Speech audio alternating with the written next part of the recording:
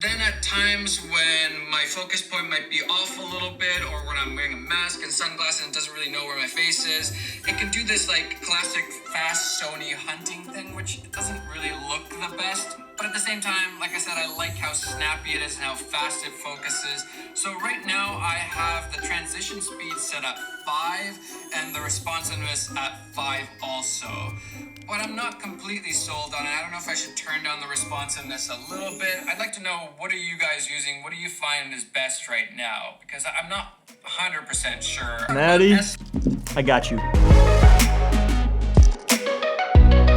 Alright, what's up and welcome. Yeah, we're looking at Maddie Hopoya's recent video. He switched over to the Sony a7S III. Maddie, welcome back to the dark side. I remember the A7 III days. I remember watching you with that camera because I had just got that camera a couple months before your first video with it. And even way back then, I noticed that you had the same autofocus problem where Sony was hunting. And even though it was very early on for me, I felt that I had a fix for you. But insert 2.5 years later, here we are now. I feel a lot more confident that I've got the fix for you, which is why I'm making this video. Maddie's content has helped me out tremendously. I have a lot of respect for everything that you do, and am truly thankful for how much I have learned from your channel. But coming over from Canon, you got a couple of your settings jacked up in your new Sony, so I am here to help you out with that. You mentioned you had some issues with autofocus, which I'm going to touch on. You also had some points about S-Log2 versus S-Log3, and I want to touch on those as well. Maddie had mentioned that he liked how the autofocus is responsive, which I used to make that same mistake for a talking head style video. I'd put it all the way at responsive, thinking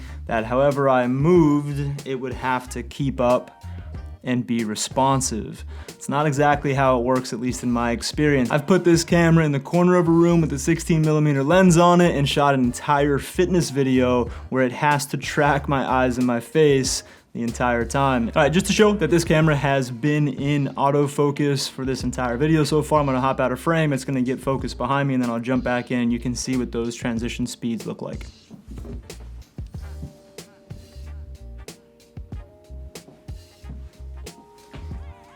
And it should get my eye, there it goes.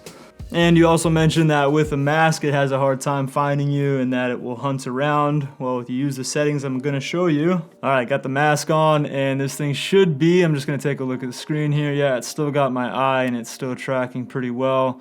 And I should be able to move around without it hunting around. It should be keeping my face the whole time. I'll look at this in post. All right, next thing I'm gonna do is I'm just gonna move around the background here. I'll keep my mask on, I'll take it off as well, and we'll see if it performs any differently. But same autofocus settings are on, and let's see how it does.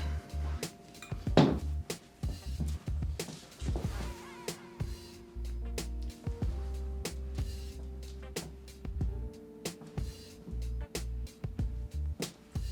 once it gets my face here, and it should have my face, I'm just gonna walk all the way forward fairly quickly.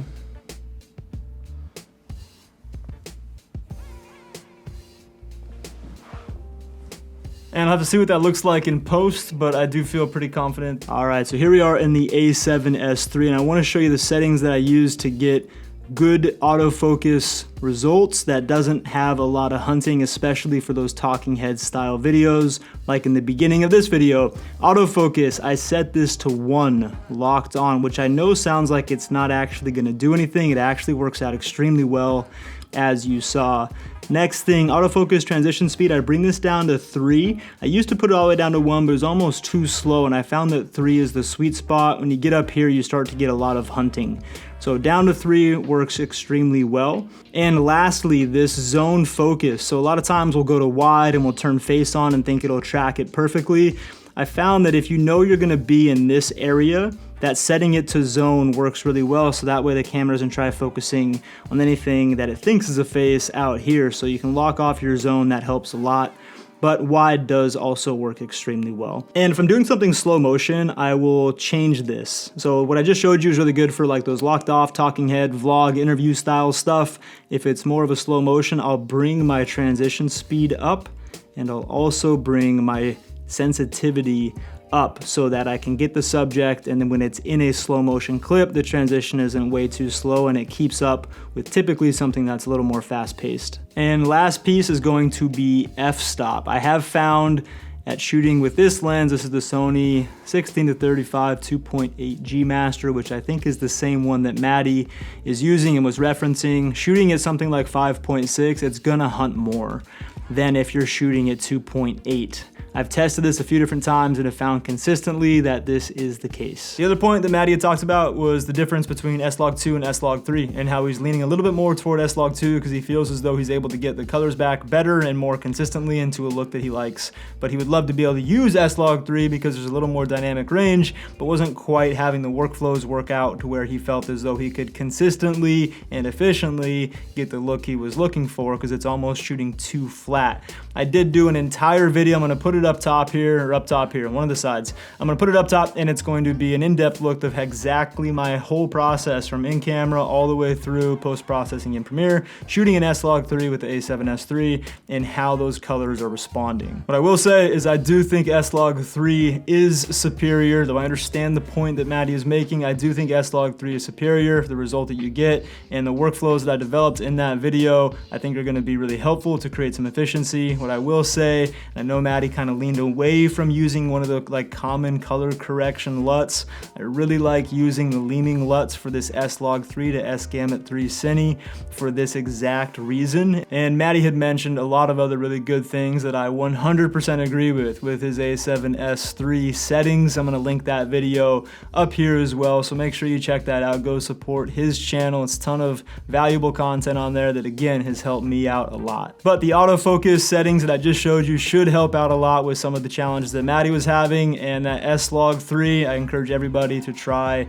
that process out because I think it works pretty well. But that's gonna do it for me. My name is Sean DeWispelaire. This channel is all about the skills behind the arts of creativity, photo, video, Premiere, editing, Photoshop, Lightroom, and I am full-time in the fitness industry, so it's always gonna have a bit of a fitness feel to it. So if that's something that you're into, hit that subscribe button down below, thumbs up the video if it provided you any value at all, and I look forward to seeing you in the next video. Take care.